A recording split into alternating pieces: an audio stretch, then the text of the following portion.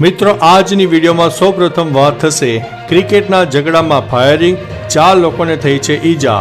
સુરત જિલ્લાના પલસાણાના ટુંડી ગ્રામે ક્રિકેટના ઝઘડામાં યુવકે ફાયરિંગ કર્યું હતું। સામે આવેલી માહિતી અનુસાર એક્સ આર્મીમેનના પુત્રએ 12 બોર બંદૂકથી સોસાયટીમાં 1 રાઉન્ડ ફાયરિંગ કર્યું હતું। આ ઘટનામાં 4 લોકો ઈજાગ્રસ્ત થયા હતા, જેથી સુરત જિલ્લા પોલીસ દોડતી થઈ ગઈ હતી। પલસાણા પોલીસે બંને પક્ષના નિવેદનો લઈને આગળની કાર્યવાહી હાથ ધરી છે। ઘટના સીસીટીવી કેમેરામાં પણ કેદ થઈ ગઈ છે। મિત્રો, અન્ય મહત્વના સમાચારની વાત કરીએ તો દ્વારકામાં અઠવાડિયામાં 6.5 લાખથી વધુ ભક્તો ઉમટી પડ્યા છે। યાત્રાધામ દ્વારકા છેલ્લા દાયકામાં ટુરિઝમના વિકાસ બાદ હિન્દુ ધર્મના પ્રથમ હરોળના યાત્રાધામની સાથે સાથે દરિયાઈ વિસ્તાર હોય, વિશાળ અરબી સમુદ્રના કુદરતી સૌંદર્ય સમા આહલાદક વાતાવરણની મોજ લેવા માટે સહેલાણીઓ માટે પણ હરવા ફરવાનું સ્થળ તરીકે મહત્વનું ટુરિસ્ટ પોઈન્ટ બની ગયું છે। આથી મિની વેકેશન સમયગાળામાં છેલ્લા 1 સપ્તાહમાં 6.5 લાખ ભક્તોએ દ્વારકાધીશના દર્શન કર્યા હતા। મિત્રો, અન્ય મહત્વના સમાચારની વાત કરીએ તો ક્રાઇમ બ્રાન્ચના નામે 50 લાખનો તોડ। અમદાવાદ ક્રાઇમ બ્રાન્ચના નામે સસ્પેન્ડ અને રીટ ઓફ પોલીસ કોન્સ્ટેબલ આકાશ પટેલે ₹50 લાખનો તોડ કર્યો હોવાની ઘટના સામે આવી છે। આ ઘટના હાલ ટોક ઓફ ટાઉન બની છે।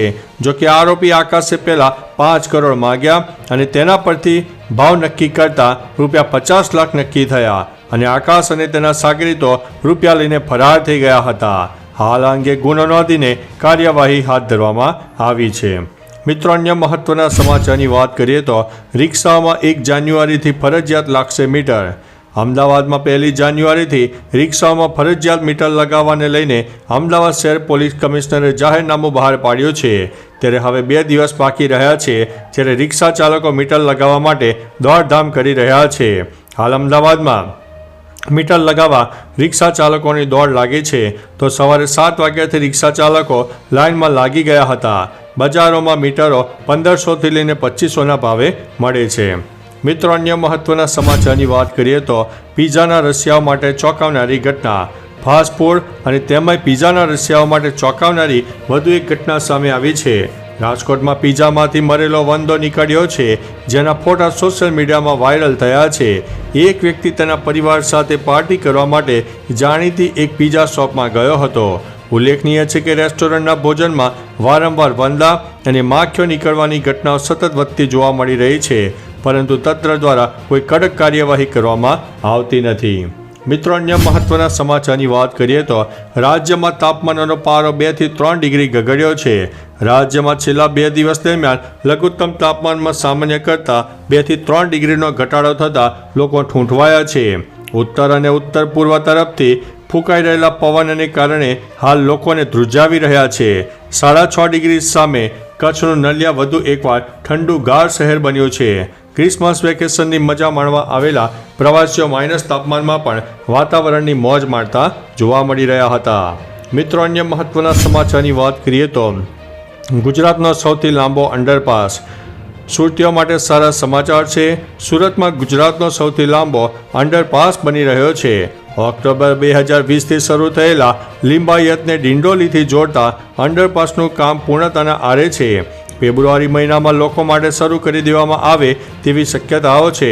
આ અંડરપાસ બ્રિજથી પ્રતિદિન 50,000થી વધુ વાહન ચાલકોને લાભ થશે। અંડરપાસમાં ફાયર સેફટી અને ગુંગળામણ ન થાય તે પ્રકારની સુવિધાઓ પણ કરવામાં આવી છે। મિત્રો, અન્ય મહત્વના સમાચારની વાત કરીએ તો યુવકે અકસ્માતે એક પગ ગુમાવ્યો, છતાંય જુસ્સો બુલંદ છે। રાજકોટમાં રહેતા દિવ્યાંગ યુવાન ભાવિન કુમાર ગોહેલે પોતાના જીવનને સાર્થક કરી લીધું છે। 5 વર્ષ પહેલા અકસ્માતમાં એક પગ ગુમાવ્યા બાદ પણ આર્ટિફિશિયલ પગ સાથે મેરેથોનમાં ભાગ લેવા માટે તેમજ બેડમિન્ટનમાં રાષ્ટ્રીય અને આંતરરાષ્ટ્રીય કક્ષાએ ઝળકીને પેરા ઓલિમ્પિકમાં ભારત માટે ગોલ્ડ મેડલ મેળવવાનું સ્વપ્ન લઈને દરરોજ તનતોડ પ્રેક્ટિસ પણ કરી રહ્યો છે। મિત્રો, અન્ય મહત્વના સમાચારની વાત કરીએ તો સોનું ખરીદવાની અનોખી તક। સોના ચાંદીના ભાવમાં ઘટાડો થતાં ખરીદી કરવાનો મોકો છે।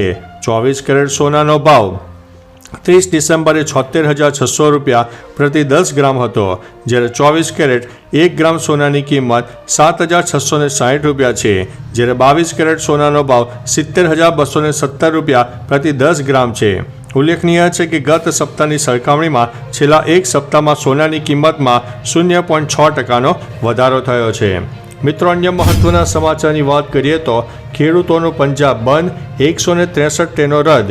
હરિયાણા પંજાબની સંભો અને ખનૌરી બોર્ડર પર ચાલી રહેલા આંદોલનના સમર્થનમાં ખેડૂતોએ પંજાબ બંધ કર્યું છે.